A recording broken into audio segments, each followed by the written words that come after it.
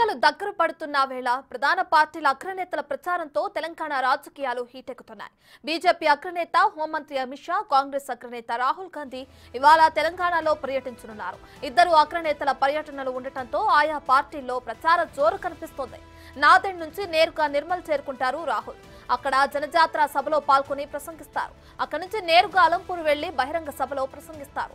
ఆ తర్వాత అలంపూర్ నుంచి హైదరాబాద్ చేరుకుంటారు. పార్టీ నేతలతో భేటీ అయ్యి ప్రచారం జరుగుతున్న తీరుపై ముఖ్య నేతలతో చర్చిస్తారు. అనంతరం ఆయన ఢిల్లీ తిరిగి వెళ్తారు.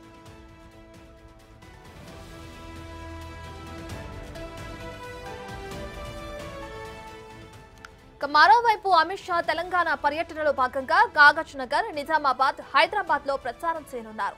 3 చోట్ల జరిగే బహిరంగ సభల్లో ఆయన ప్రసంగిస్తారు. మధ్యాహ్నం 2 గంటలకు బేగంపేట నుంచి Kagaz Nagar SPM cricket ground లో నిర్వహించే బహిరంగ సభలో పాల్గొంటారు. సాయంత్రం 5 గంటలకు నిజామాబాద్ సభలో మాట్లాడతారు. అక్కడి నుంచి బయలుదేరి రాత్రి 7:30 పరేడ్ గ్రౌండ్ లో బహిరంగ సభలో ప్రసంగించి పశ్చిమ బెంగాల్ బయలుదేరతారు.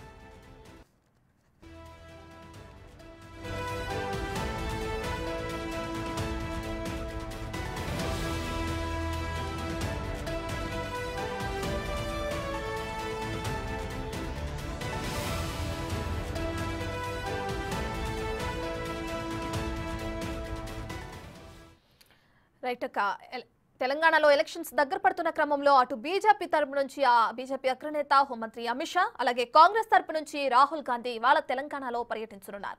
దీనికి సంబంధించి మరింత సమాచారాన్ని మా ప్రతినిధి వెంకట్ లైవ్ లో అందిస్తారు. సో వెంకట్, అటు రాహుల్ గాంధీ కాంగ్రెస్ తరపు నుంచి, ఇటు బీజేపీ నుంచి హోంమంత్రి అమిత్ షా కూడా ప్రచారంలో హోరెత్తించనున్నారు ఈ రోజు. అయితే దీనికి సంబంధించి వాళ్ళ పర్యటనలు ఏ జిల్లాలో, ఏ టైమింగ్స్ లో ఉండనున్నాయి, ఎప్పుడు తెలంగాణకు చేరుకునే అవకాశం కనిపిస్తుంది?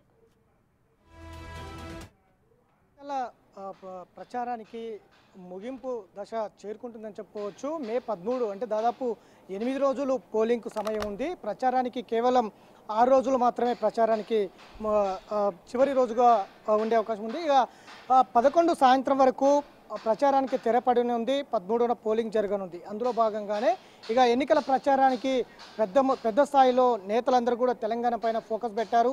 ఇటు కాంగ్రెస్, బీజేపీ జాతీయ నేతలందరూ కూడా రాష్ట్రానికి వస్తున్నటువంటి నేపథ్యం కనిపిస్తుంది. ఇక బీజేపీ అంశానికి వస్తే ఇవాళ అమిత్ షా రాష్ట్రానికి రాబోతున్నారు. ప్రధానంగా ఆదిలాబాద్, నిజామాబాద్, మల్కాజ్గిరి ఈ పార్లమెంట్ సెగ్మెంట్లలో అమిత్ షా ఇవాళ ఎన్నికల ప్రచారంలో పాల్గొంటారు. ఆయా పార్లమెంట్ నియోజకవర్గాలలో నిర్వహించే భారీ బహిరంగ సభలో కూడా పాల్గొనబోతున్నారు. ఆదిలాబాద్లో ఎన్నికల ప్రచారం, తర్వాత బహిరంగ సభలో పాల్గొనబోతారు. నిజామాబాద్లో కూడా బీజేపీ ఎంపీ ధర్మపురి అరవింద్కు ఆయన ఎన్నికల ప్రచారం చేయబోతారు. అక్కడ బహిరంగ సభలో పాల్గొంటారు. మల్కాజ్గిరి సాయంత్రం 7 గంటల ప్రాంతంలో మల్కాజ్గిరి సెగ్మెంట్లో ఎన్నికల ప్రచారంలో పాల్గొనబోతున్నారు. ఈటెల రాజేందర్ అభ్యర్థిగా ఆయన పాల్గొనబోతున్నారు. పరేడ్ గ్రౌండ్లో భారీ బహిరంగ సభలో అమిత్ షా మాట్లాడబోతున్నారు. ఇట్లా ఇవాళ 3 సెగ్మెంట్లలో అమిత్ షా పర్యటన ఉండబోతుంది. అట్లనే 9వ తారీఖు మరోసారి, ఈ నెల 9న మరోసారి రాష్ట్రానికి రాబోతున్నారు అమిత్ షా. 9, 11 2 రోజుల పాటు ఆయన రాష్ట్రంలో పర్యటించబోతున్నారు. 9న చేవెళ్ళ, అలాగే 10 భువనగిరి, నాగర్ కర్నూలు సెగ్మెంట్లలో ఆయన భారీ బహిరంగ సభలలో పాల్గొనబోతున్నారు. ఇవాళ 9, అట్లనే 10, 11 ఈ 2 రోజుల్లో కూడా భారీ బహిరంగ సభల్లో తెలంగాణలో పర్యటించబోతున్నారు. చివరి రోజు 11వ రోజు చివరి రోజు కాబట్టి అమిత్ షా ఆ రోజు తెలంగాణలో నాగర్ కర్నూలు పార్లమెంట్ సెగ్మెంట్లో ప్రచారం చేయబోతున్నారు. అట్లనే ఈ నెల 8న మోడీ రాబోతున్నారు తెలంగాణ రాష్ట్రానికి. ప్రత్యేకంగా కరీంనగర్ వేములవాడలో ప్రత్యేక పూజ నిర్వహించిన అనంతరం అక్కడ నిర్వహించే భారీ బహిరంగ సభలో తెలంగాణ ప్రజలను ఉద్దేశించి మాట్లాడబోతున్నారు. 8వ తారీఖు రోజు ఆయన రాష్ట్రానికి కరీంనగర్, అట్లనే వరంగల్ పార్లమెంట్ సెగ్మెంట్లలో ఎన్నికల ప్రచారంలో పాల్గొనబోతున్నారు. అక్కడ నిర్వహించే భారీ బహిరంగ సభలు కూడా ప్రసంగించబోతున్నారు. అట్లనే 10వ తారీఖు రోజు మహబూబ్ నగర్ సెగ్మెంట్లో ఉన్నటువంటి నారాయణపేట నియోజకవర్గంలో ఆయన ఎన్నికల ప్రచారం చేయబోతున్నారు. అక్కడే నిర్వహించే బహిరంగ సభలో ప్రజలను ఉద్దేశించి, పాలమూరు ప్రజలను ఉద్దేశించి మాట్లాడే అవకాశం స్పష్టంగా కనిపిస్తుంది. ఇట్లా మోడీ, ఇటు అమిత్ షా, నడ్డా మొత్తం కూడా తెలంగాణలో ఎన్నికల సమరంలో పాల్గొనబోతున్నారు. ఖచ్చితంగా డబుల్ డిజిట్స్ సాధించే దిశగా బీజేపీ ఇప్పటికే ప్రయత్నాలు చేస్తోంది. ఇక ఇప్పటికే ఎందుకంటే ఇటు కాంగ్రెస్ బీజేపీ మధ్యలో మాటల యుద్ధం కొనసాగుతున్నటువంటి నేపథ్యం ఇప్పటికే ఉంది. రాజ్యాంగం మార్పు బీజేపీ చేస్తుంది, రిజర్వేషన్ల మార్పు రాజ్యాంగం మార్పుతో రిజర్వేషన్లు కూడా రద్దు చేస్తుంది అనేది ఇద్దరి మధ్యలో బీజేపీ కాంగ్రెస్ మధ్యలో ఇప్పటికే మాటల యుద్ధం కొనసాగుతున్న నేపథ్యంలో ఎవరు ఏం మాట్లాడతారనేది అయితే ఆసక్తిగా ఉందని చెప్పుకోవచ్చు. అట్లనే కాంగ్రెస్ అంశంకు ఒకవేళ ఒకసారి వస్తే ఇవాళ రాహుల్ గాంధీ రాష్ట్రంలో పర్యటించబోతున్నారు. రేపు లేదా ఎల్లుండి ప్రియాంక గాంధీ కూడా రాష్ట్రానికి వచ్చే అవకాశాలు స్పష్టంగా కనిపిస్తున్నాయి. ఇవాళ ఆదిలాబాద్ ఆయన 12:50 నిమిషాలకు ఆదిలాబాద్ పార్లమెంట్ సెగ్మెంట్లో ప్రచారం నిర్వహిస్తున్నారు. అక్కడ నిర్వహించే జనజాతర బహిరంగ సభలో ఆయన ఆదిలాబాద్ ప్రజలను ఉద్దేశించి మాట్లాడే అవకాశం కనిపిస్తుంది. అట్లనే ఆదిలాబాద్ నిర్మల్లో జనజాతర సభలో ప్రసంగించిన తర్వాత నాగర్ కర్నూల్ పార్లమెంట్ సెగ్మెంట్లో ఉన్నటువంటి గద్వాల్ అసెంబ్లీ నియోజకవర్గంలో ఎర్రవల్లి క్రాస్ రోడ్లో ఆయన ఇవాళ జనజాతర సభలో పాల్గొనబోతున్నారు. అట్లనే అక్కడ తెలంగాణ అంటే గద్వాల్ పాలమూరు నాగర్ కర్నూల్ పార్లమెంట్ సెగ్మెంట్లో ఉంటారు కాబట్టి అక్కడ నిర్వహించే జనజాతర సభలో గద్వాల్ ప్రజలను ఉద్దేశించి రాహుల్ గాంధీ ప్రసంగించబోతున్నారు. ఇట్లా ఇంకంటే దాదాపు 6 రోజులు మాత్రమే ప్రచారానికి చివరి తేదీ ఉంది కాబట్టి ఈ నెల 11వ తేదీన సాయంత్రం వరకు ప్రచారం ఉంది కాబట్టి ఈ ప్రచారం దగ్గర పడుతున్న నేపథ్యంలో ఇటు బీజేపీ కాంగ్రెస్ జాతీయ నేతలందరూ కూడా రాష్ట్రానికి వస్తున్నారు. ఈ 10 ఏళ్లలో మోడీ ప్రభుత్వం ఇచ్చినటువంటి సంక్షేమ పథకాలు ఇటు దాదాపు 9 లక్షల కోట్లకు పైగానే నిధులు ఇచ్చామని ఒకవైపు బీజేపీ చెబుతుంది. కానీ ఇటు కాంగ్రెస్ పార్టీ ఏమిచ్చింది గాడిది గుడ్డు అంటూ కూడా ఎన్నికల ప్రచారంలో ముందుకు వెళ్తున్నటువంటి నేపథ్యం ఉంది. ఇటు బీజేపీ కాంగ్రెస్ మధ్యలో హోరాహోరీగా ఎన్నికల ప్రచారం కొనసాగుతుంది, మాటల యుద్ధం కూడా కొనసాగుతున్నటువంటి నేపథ్యం కనిపిస్తూ ఉంది. రైట్ వెంకట్, అయితే ఇప్పటికే ఈసారి జరిగే ఎన్నికల్ని అటు తెలంగాణలో అన్ని పార్టీలు ప్రతిష్టాత్మకంగా తీసుకున్నాయనుకునే చెప్పొచ్చు. ఎందుకంటే బీజేపీ నుంచి అటు అమిత్ షా కానీ కాంగ్రెస్ నుంచి కానీ ఇటు రాహుల్ గాంధీ కానీ తెలంగాణలో ప్రచారానికి వస్తున్నారంటే ఏ విధంగా ఈ ఎన్నికలు తీసుకున్నారో కూడా మనకు అర్థమవుతుంది. అయితే మరి ముఖ్యంగా ఈ రోజు జరిగే ఈ పర్యటనలో ఏదైతే జనజాతరలో రాహుల్ గాంధీ పాల్గొనున్నారో ప్రజల్లోకి ముఖ్యంగా ఏ అంశాలను తీసుకెళ్లే అవకాశం కనిపిస్తుంది? ఖచ్చితంగా బీజేపీ 10 ఏళ్లలో చేసినటువంటి ఏదైతే సంక్షేమ పథకాలు 9 లక్షల కోట్లు ఇస్తున్నామో అని బీజేపీ చెబుతుందో ఆ 9 లక్షల కోట్ల రూపాయలు ఎక్కడ ఇచ్చారు, ఏ విధమైనటువంటి అభివృద్ధి చేశారనే దాని మీద స్పష్టంగా ప్రజల్లోకి బీజేపీ కాంగ్రెస్ పార్టీ తీసుకెళ్తున్నటువంటి నేపథ్యం కనిపిస్తుంది.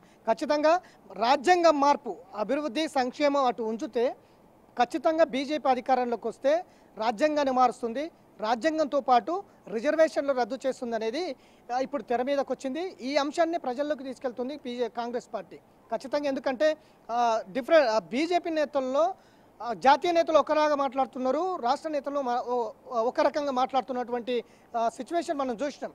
ఈ మధ్యకాలంలో దుష్యంత్ కుమార్ గౌతమ్ కూడా మాట్లాడినటువంటి మాటలు చూసినాం. కాంగ్రెస్ పార్టీ రాజ్యాంగంలో సెక్యులర్ పదాన్ని బలవంతంగా చేర్చింది, దాన్ని మేము అధికారంలోకి వస్తే ఖచ్చితంగా రద్దు చేస్తామని. అంటే సెక్యులర్ వల్ల బీజేపీకి లాభం ఏంటి, నష్టం ఏంటి, అసలు సెక్యులర్ పదం ఉండడం వల్ల బీజేపీకి ఏం చేయగలుగుతుంది దాన్ని తొలగించి అనేది కూడా ఒక రకంగా చర్చ జరుగుతున్నటువంటి నేపథ్యం ఉంది. దేశవ్యాప్తంగా సెక్యులర్ దేశంగా ఉండేది బీజేపీకి ఇష్టం లేదు, ఒక హిందుత్వ ఎజెండాతో ముందుకు వెళ్తుంది, హిందుత్వ దేశంగా మార్చాలని ప్రయత్నం చేస్తుంది, రాజ్యాంగాన్ని రద్దు చేయాలని బీజేపీ ప్రయత్నం చేస్తుంది. రాజ్యాంగంతో పాటు మిగతా ఎస్సీ ఎస్టీ బీసీ కావచ్చు, మైనారిటీలు కావచ్చు, వీళ్ళ రిజర్వేషన్లు రద్దు చేయాలన్నది, ఇవన్నీ కూడా అంశాలు ప్రధానంగా ఒక ఎజెండాగా ముందుకు తీసుకొస్తుంది బీజేపీ. ఈ బీజేపీ వచ్చే ఎన్నికల్లో కనుక మరొకసారి వస్తే మాత్రం దేశంలో స్వేచ్ఛ అనేది ఉండదు అనేది కాంగ్రెస్ పార్టీ ప్రజల్లోకి ప్రధానంగా తీసుకెళ్తున్నటువంటి అంశం ఉంది.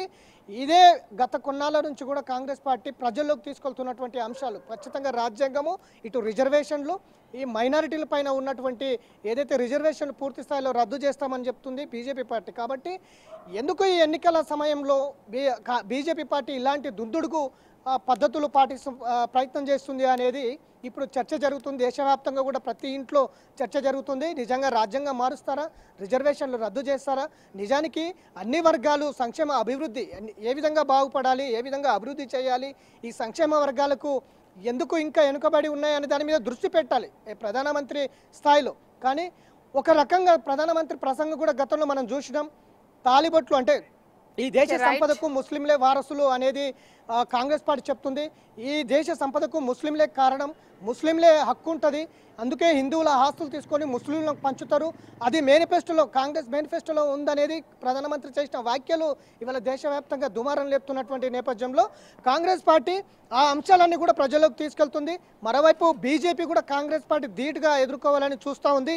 బీజేపీ కూడా 10 ఏళ్లలో 9 లక్షల కోట్ల అభివృద్ధికి శ్రీకారం చుట్టినాం.